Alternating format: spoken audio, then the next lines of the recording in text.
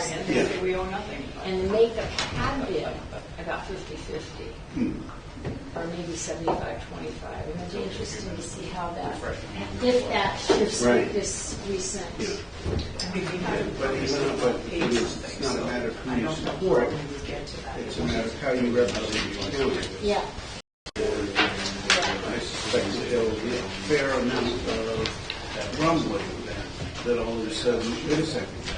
You mean that program's going away and that program's going away? And It's going to be you say very you can help us with this. Thank you very much. Yeah. So if we still So- Yeah. Since we refunded it, then we should be able to bill them at a big So I don't need to do that email yet. That's great. I've got some stuff for you, so Okay. don't leave. I won't leave. Oh, look, who's here? I know. Wow. Dropped in. The prodigal daughter. Yeah, right. Homeward travel.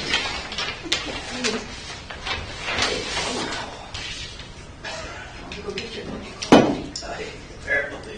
Are we on? We're on, maybe. Yeah, he's right there. That's not. Oh, it's not. Okay. You'll let us know.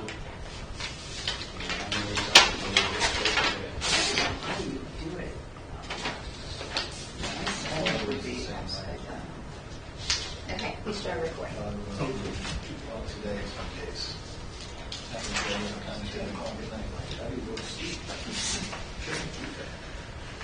I would like to call the Tuesday, November 12th regular meeting of the Knox County Commission to order. I don't think we do attendance, but all three commissioners are here for a change, which is nice. Nice. And I'll open it up for any public comment, if there's anybody who would like to address the commission. Seeing as there's none, we'll move on to the rest of the agenda, and we'll start with the consent items, and I will accept a motion to approve the consent items as presented. Seconded? It's been moved and seconded. Any discussion?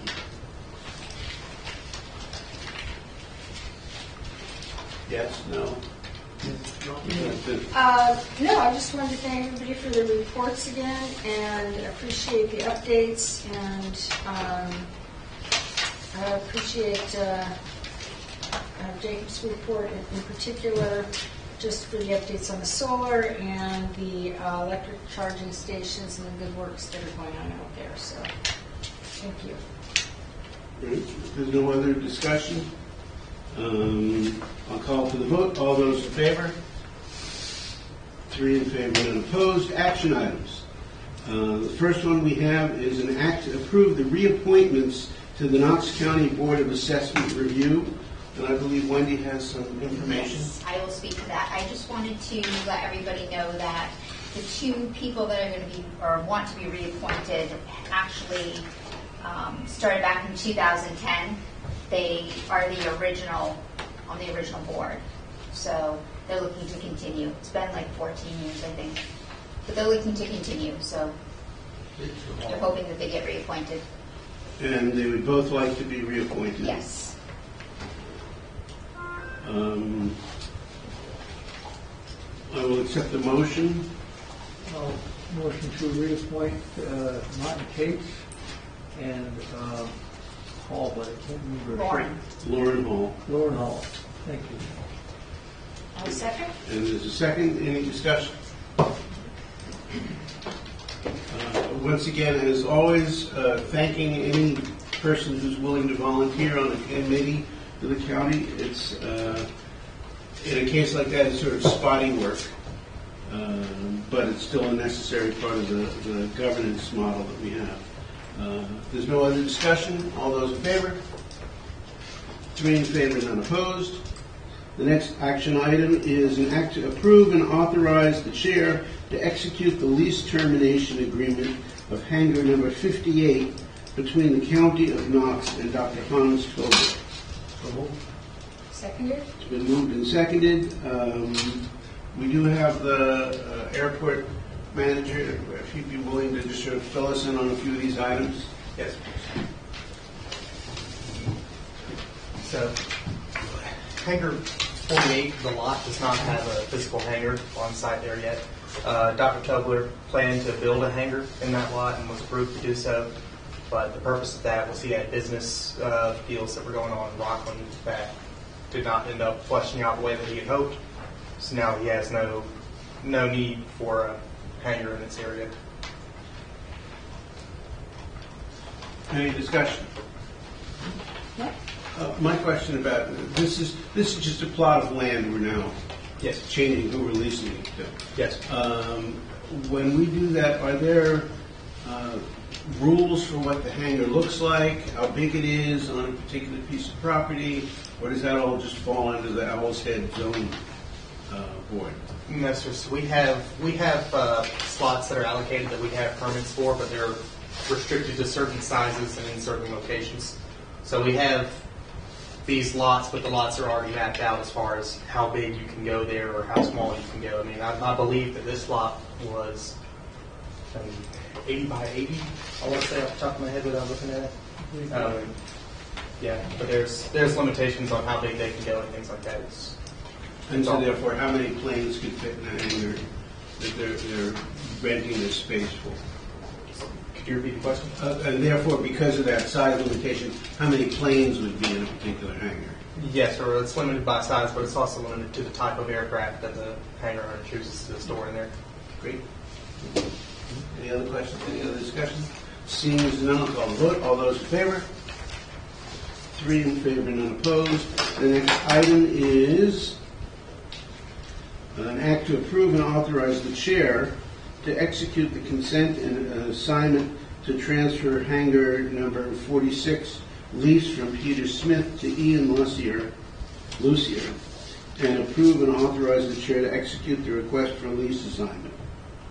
So moved. Seconded? Been moved and seconded, and back to you. Yes, so Peter Smith has sold his hangar to Ian Lucier. So as of now, So as of now, Peter Smith is still responsible for the lease, but the hangar is owned by Lucier. So Lucier is looking to take on the lease for Peter Smith. And there's no changes in the lease, basically. No, sir. There's no change to the lease. There will be a new aircraft in there, but it will still fall under the same design code. Great, thank you.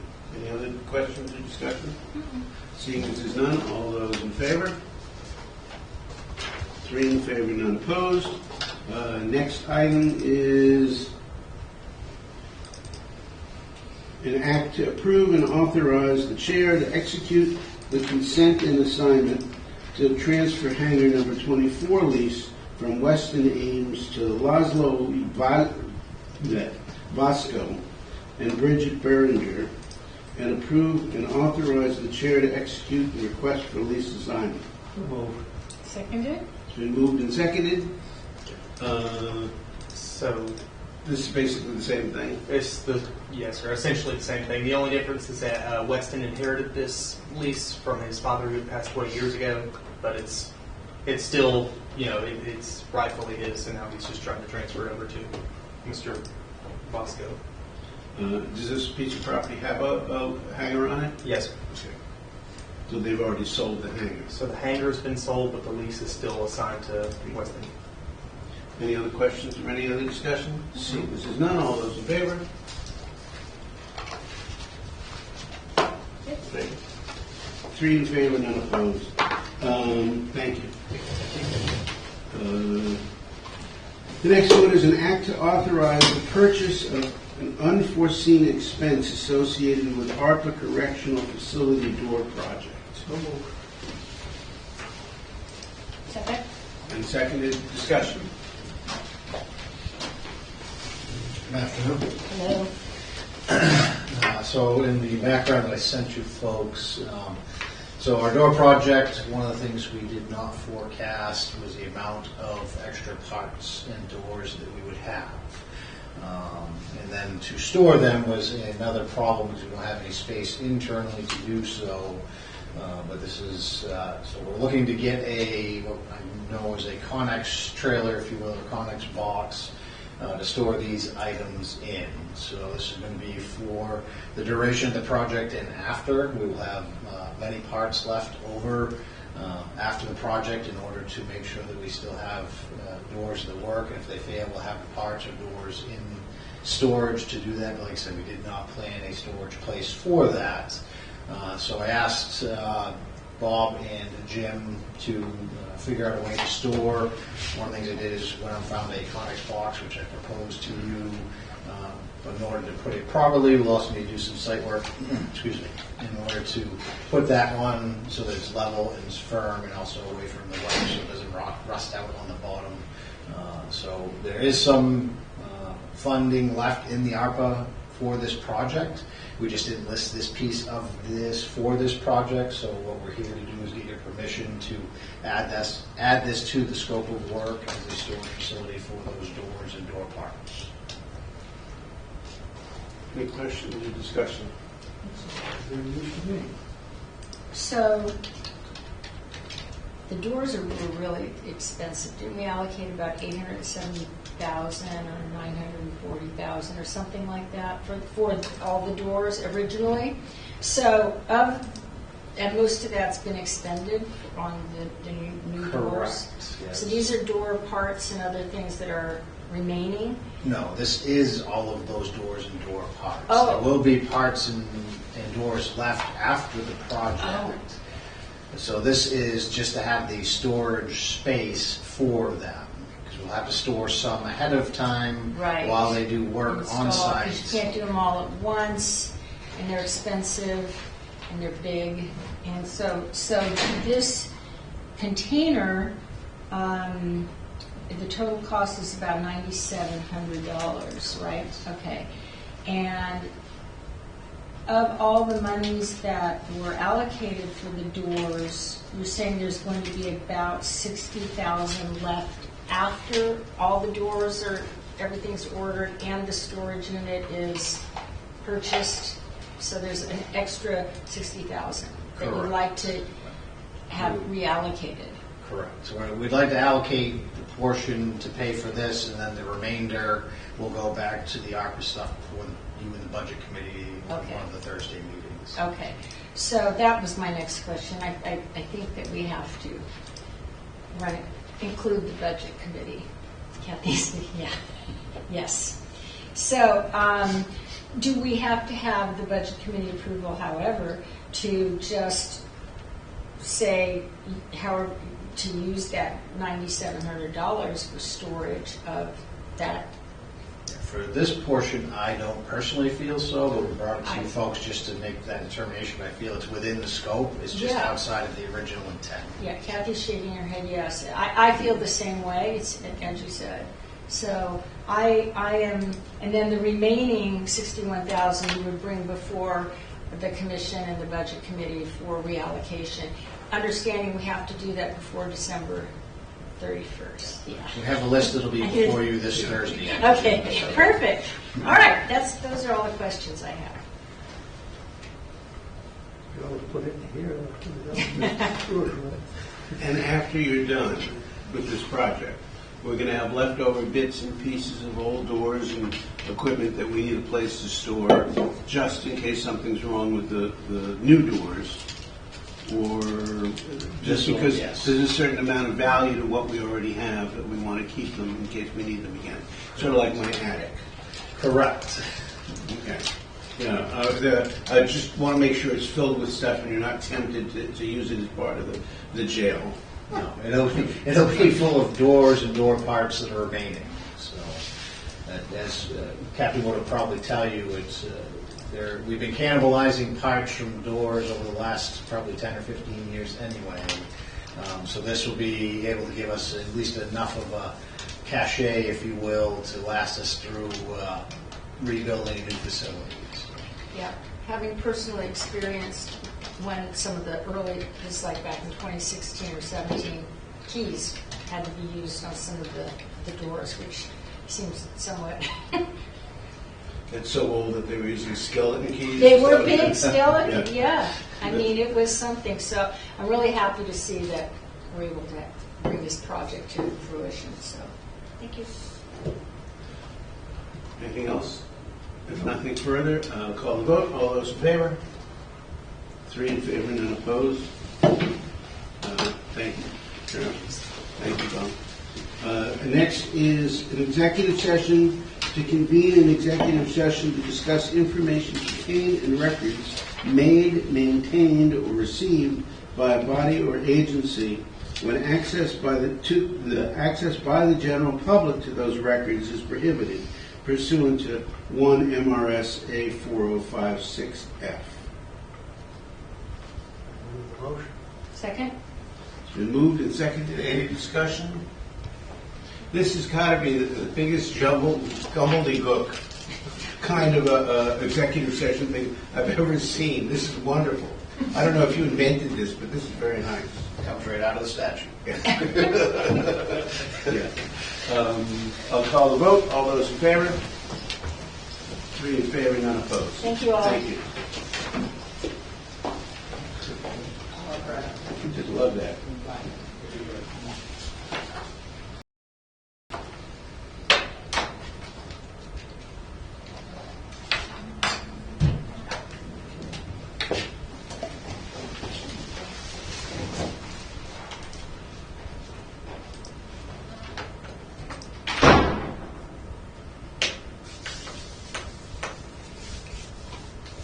Ran off.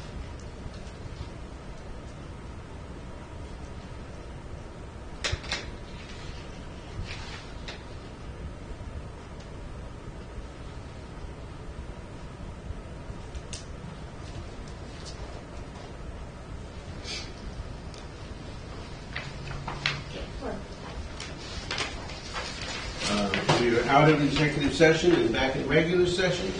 There's still one item on the agenda, which is an act to approve a job description for an assistant patrol supervisor. Do I hear a motion? So moved. Seconded? Any discussion? We have here a copy. This is a draft. Yes. When we approve it, it leaves the draft status and becomes approved, or are you guys going to tinker with it some more? So, short of checking with HR, so this is the last edits back from HR.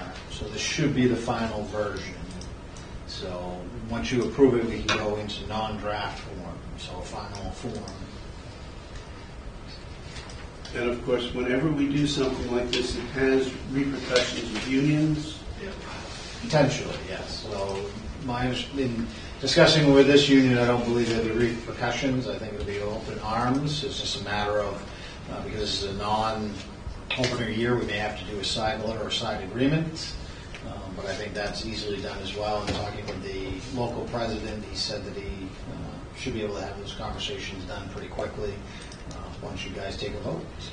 And we look at this sort of assistant shift supervisor position as a step up for some of you deputies, as opposed to lowering some people down to fill it. Yes, so we already have what we call a deputy in charge status, which basically is just a shift differential, but it's a small amount, and it's only as needed when needed, but like has been mentioned, there sometimes are gaps in supervision. So by creating this position, it will give a permanent place for the deputies to step into to start learning some supervisory skills, and before they move into being a full or shift supervisor completely. Would a shift supervisor like this still be just a regular patrol officer in function too? Yes, in function, they're still a patrol deputy. So in function, everybody, so your patrol administrator, your sergeants, and your deputies, patrol deputies are all pretty much road worthy, if you will, or working the road most of the time. This person would still be doing that. They would just act mostly as an on-scene commander. Also be that person who's kind of a little senior that can be sought after to give advice and answers. One of the things that when you're deputies, you're maybe senior amongst equals, but when you make a decision, you don't get to blame your friend for telling you that's the decision to make. But when you're an assistant shift supervisor, when you say this is the decision to make, now that is the decision to make because they have supervisory authority. So we're not losing a patrol deputy by doing this. Correct. You would be contacting he wouldn't be contacting the actual patrol supervisor, like Arthur. He wouldn't be called by that person to give advice. So this is a person who's going to be working shifts with the deputies for that advice. So somebody like Arthur in particular as the patrol administrator, if this person didn't know the answer, then they could reach out to administration, but those should be far and few between because it should be somebody who's a little more senior, has a little more tenure and knowledge. Any other discussion? I absolutely support this. Well, you can support it by voting. I want to. All those in favor? 3 in favor, none opposed. Thank you. Thank you for all the work. Yes. Thank you for rethinking things a little bit, Yes. too. We appreciate that. We have one other item. We're in the middle of working through the applications that we have received.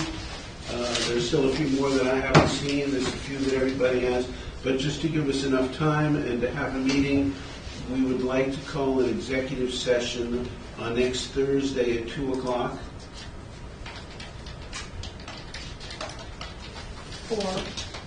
For discussion of, I don't have my list of things. Wendy will come up with exactly the wording. Yeah, it's a personnel matter kind of thing. So, anything else to come before the commission? Seeing as there's none, I'll entertain a motion to adjourn. Second? Been moved and seconded. Any discussion? Seeing none, all those in favor? Thank you. As always. Yes, sir. Thursday at 2 o'clock. You want me there?